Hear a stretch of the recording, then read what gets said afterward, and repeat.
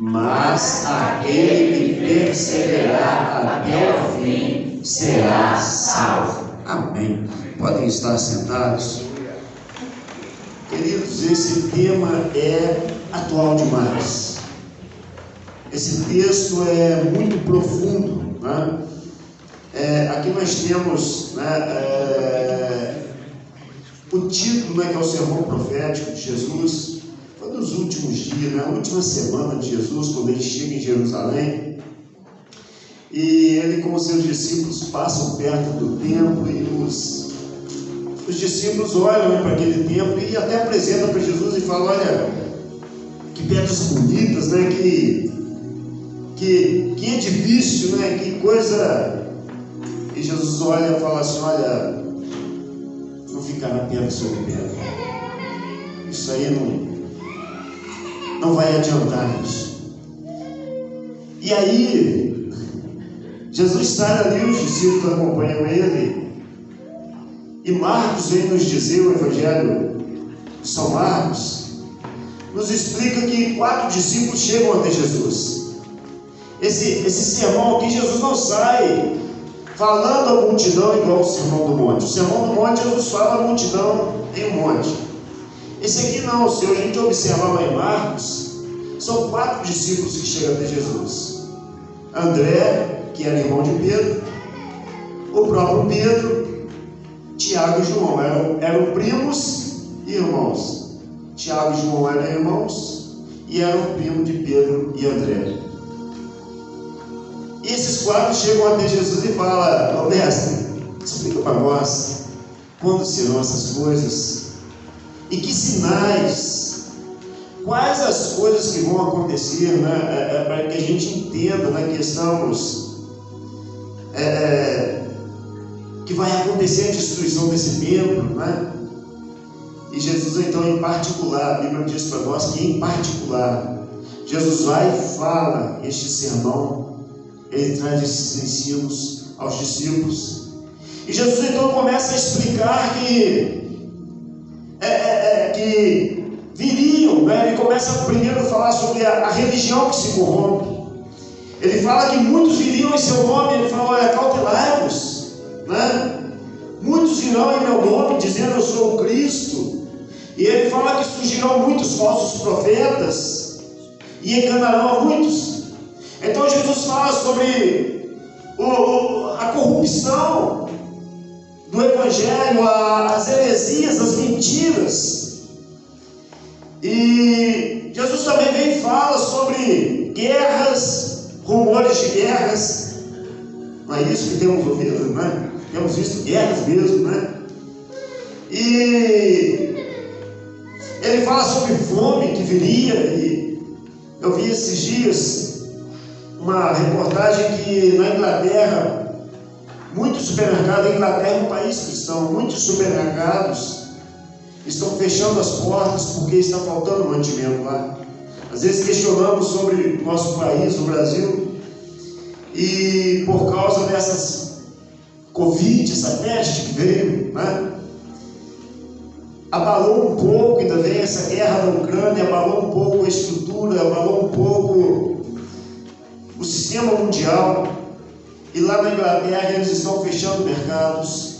Se você observar, em vários países estão faltando mercadorias, estão tendo fomes. E Jesus explica que essas coisas seriam sinais dos últimos dias. E ele fala que levantaria nação contra nação, fomes, pestes, terremotos. E ele falou: isso é apenas um princípio das dores. Irmãos, e quando Jesus explica sobre essas coisas que viriam sobre as nações, Jesus ele não exclui a igreja desse sofrimento. Jesus, em momento algum, o Evangelho, em momento algum, vai te livrar de passar por provas ou por adversidades. O Evangelho vai te ajudar a entender e a vencer aquilo. Mas te tirar daquilo, o Evangelho não tira. O próprio Jesus falou assim: olha, no mundo tereis aflições.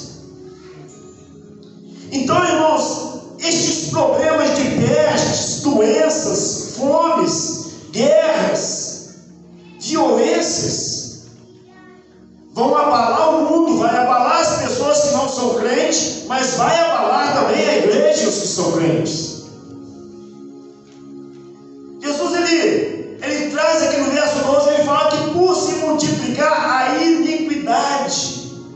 Irmãos, a iniquidade é esse monte de nojeira, de sujeiras que o mundo tem trazido e tem tentado empurrar até nós.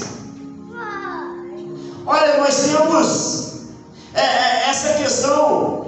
Antes era os homossexuais, agora é LGBTQI 20 mais, não sei o que. Eles vão inventando, cada dia chega uma letra a mais, um número a mais. E antes, irmãos, algo que a gente respeitava quem fazia aquilo, agora querem obrigar e doutrinar as nossas crianças a seguirem essas linhas de pensamento. Estão tentando empurrar uma maneira deles pensar e forçar que todos aceitem. Por se multiplicar a iniquidade, Jesus falou dessas sujeiras que viriam. Jesus falou, irmãos, que o amor de muitos se esfriaria. Eu lembro que eu era bem novo ainda e eu vi um homem que foi assassinado perto da minha casa. Eu fiquei abalado com aquilo. Hoje, quando alguém vai matar o outro, eles filmam aquele assassinato. Eles postam para todo mundo. Parece que é prazeroso ver alguém sofrendo, alguém que foi atropelado, alguém que está machucado. Eles filmam e acham interessante aquilo ali. Filmam alguém sendo executado, porque aquilo não é bonito. O amor de muitos se esfriará. Irmãos, o que falta para Jesus Cristo vir? Porque quando Jesus disse, olha, quando Jesus explica sobre esses sinais, ele estava falando sobre os sinais que abreviariam a sua vinda para arrebatar a igreja aqui na terra. O que falta mais se cumprir dentro desses sinais que Jesus explicou aqui para nós? Está tudo se cumprindo. A Bíblia não diz que Jesus iria nos livrar disso. Ele falou que nós iríamos passar por isso, por essas coisas. E ele explica que, olha, mas aí ele deixa uma observação e fala assim, mas, quando Jesus fala aquele mas, é porque no meio dessas lutas, no meio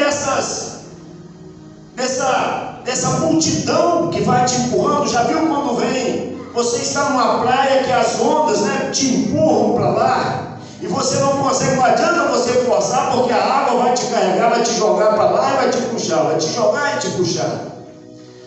Nesse ir e voltar no mundo, muitas pessoas entram no embalo do mundo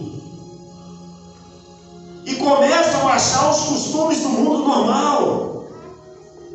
Começam a achar que o linguajar do mundo é um linguajar normal. Os palavrões, os xingamentos se tornam coisas normais. Falar uma mentira, ter prazer em escutar uma piada obscena, isso se torna coisa normal no ouvido do crente. O crente já não tem mais uma sensibilidade com relação ao que é pecado e ao que não é pecado, porque vai perdendo um pouco esse temor.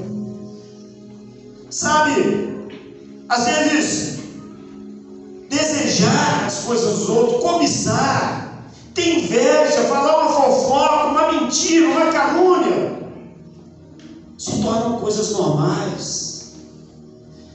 Não tem mais problema eu falar do Marcelo, eu falei isso, olha irmão, eu estou falando, irmão do Jesus, eu estou falando para você não conta para ele não, mas o Marcelo, ele, e aí o irmão Domingos guarda aquilo lá, e para mim é coisa normal, porque o segredo ficou entre eu e o irmão Domingos, só que Deus escutou ele falando mal do irmão Marcelo. E nós, irmãos, como cristãos, não podemos entrar neste embalo e aceitar esses costumes que o mundo nos oferece.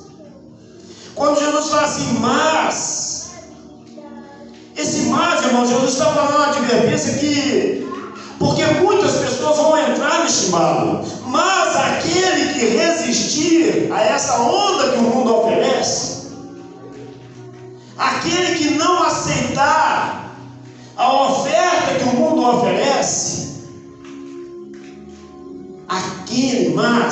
aquele que perseverar até o fim será salvo. Existe recompensa, irmãos, para aquele que resiste às ofertas que o mundo te traz. Jesus, ele disse: olha, o mundo me odeia,